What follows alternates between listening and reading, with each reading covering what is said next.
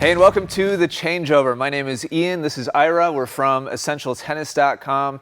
And in The Changeover, we take a topic related to tennis, and we have a friendly or not so friendly debate. That's right. So today we're going to be talking about Roger Federer, and really we're going to expand this to professional tennis players in general.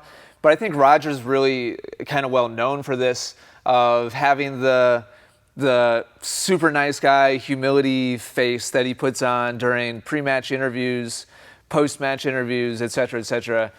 It just all kind of seems to Ira too good to be true. And so we're gonna talk about this. We're gonna hold on. We're gonna put 8 minutes on the clock. Ira, can you please push the button? We finally have a countdown. Let's see if it works. All right, 8 minutes on the clock. So Ira, you're the one saying that it's fake and they should be able to just say what they want. So why don't you tell everybody your position on this?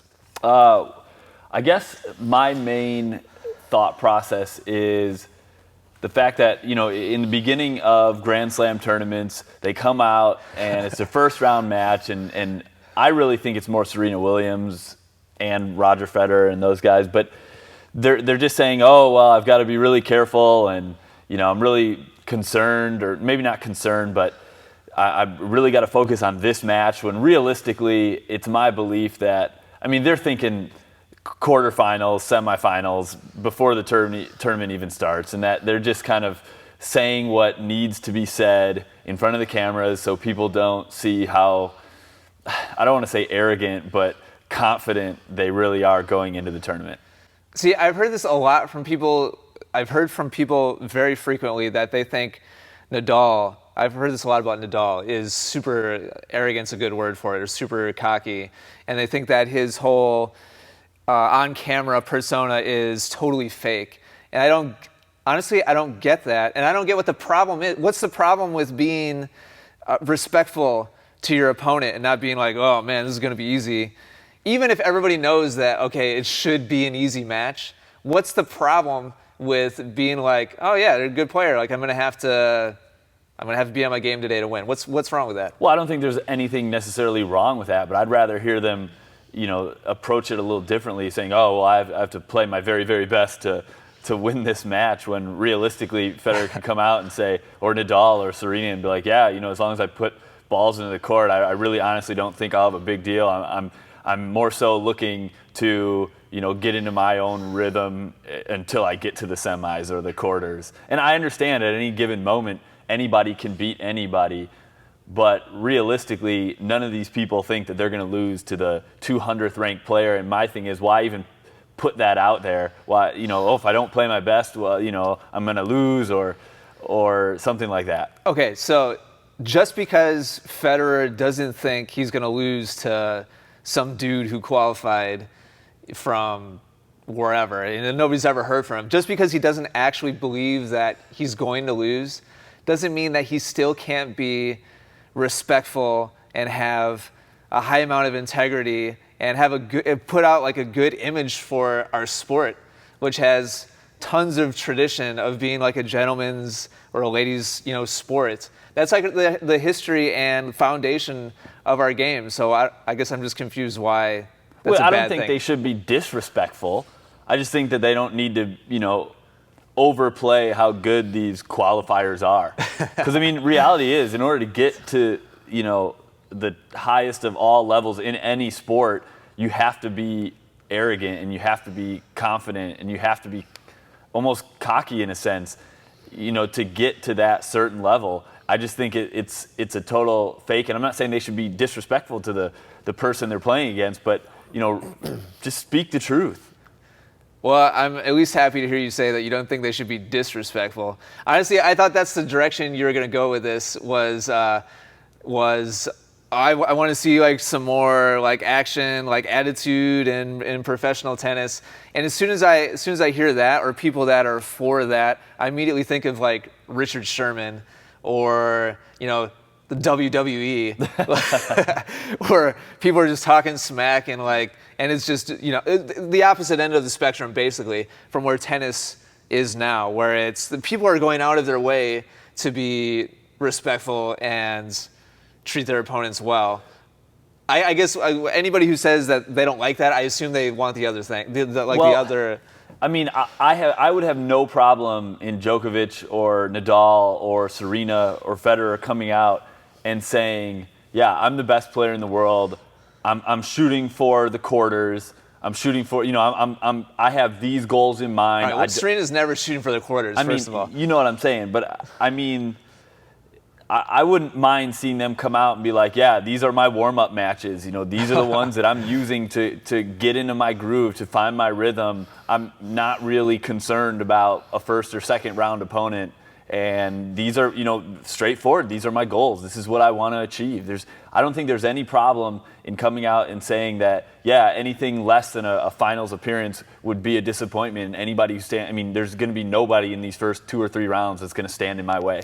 But here's the deal: all of these top, and especially the top players like Serena, Djokovic, Federer, whoever, Sharapova, all of these players have been trained by experts in mental toughness, sports psychology fields. Minus the Williams sister. You don't think Serena Williams has spent time with some kind of like mental toughness expert at some point in time? Anyway, it's relevant, but it's a different topic. Yeah. Anyway, you watch professional athletes pretty much across the board, and they follow that same script. Like, I need to take care of business right now. My next round really doesn't matter until I win this one. Honestly, I think that's just good mental expectation management. Like, if you're seriously thinking 14 days from now, I'm going to be on this court again, like in the finals, that just leads to poor play. But do you really think that these top guys go out and say, oh my gosh, I really have to focus on my first round match and these qualifiers that come through playing 6 matches just to get there? Yeah, I actually think so. I think Federer has a checklist of things that he wants to execute. Well, I'm not saying he's like worried, like, oh no, this guy, I need to figure out a game plan. But he's got his checklist of things that he wants to serve at a certain percentage. Agree. He wants to be able to dictate with his forehand, whatever. He wants to come away from that match with a certain level of comfort. And so, yeah, he's going to take it seriously. He's a professional. This is what he does for a living. But why then would you say, yeah, I totally agree with you in that sense, that he has a checklist of things that he wants to accomplish. But that doesn't mean that he has to, say, oh my gosh, I've got to kind of play my best game to beat these I don't think low-level players. You've said that a couple times. Nadal says that a lot.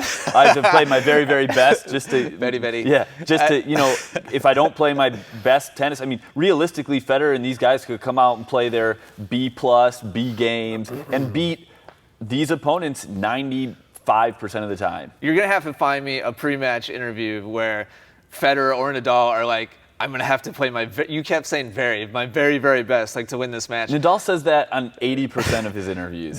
Maybe it's just because his English isn't good. I don't know. That could be true. Anyway, I don't think they're obviously not thinking that. They don't have to play their very best against a qualifier. But they are focused. They do have goals that they're trying to achieve. But they're not. So in the meantime, I don't think it's a bad thing to show respect towards their opponent, no matter who it is. They work hard to get there. Yeah, that's fine. My closing point is, and we only have about 15 seconds. Wrap it up. But my closing point is, I have no problem with somebody coming out and saying, they're the best at what they do. I mean, in order to get to be the best, you've got to believe in yourself. So, why not be able to tell the people the truth? I don't disagree with that. I think it's telling us we're done. I think it'll stop in like 5 seconds. I don't disagree with that, but I think there's a time and there's a place for that. Like, you don't come out with the qualifier dude right behind you, waiting for him or her to get their turn. Yeah, I'm not worried about and this. Be like, oh yeah, I'll see you again in 45 minutes. Like, there's a time and a place to like be confident and show that confidence, and there's a time to, I think, be a little more respectful. Fair enough. All right. So what do you think? Leave us your comments down below. Do you think it's just totally fake and they should tell it like it is? Or do you think it's good to keep that level of respect and professionalism and it's totally fine the way it is? Let us know in the comments down below. Also, in the description, we've got some coaching for you that will show you step-by-step how to hit the most accurate and consistent forehand and backhand ground strokes of your life. It's just $1 Check that out in the description down below. Highly recommend that you sign up for that if you take your tennis improvement seriously. Any final thoughts? Nope. If you enjoyed this video, click like. Thanks for watching, and we'll be talking to you again very soon on The Changeover. For hundreds of free digital tennis lessons, head over to essentialtennis.com right now. More wins and more fun on the court is right around the corner. You'll even get a free gift just for stopping by. Simply click the link at the top of any page.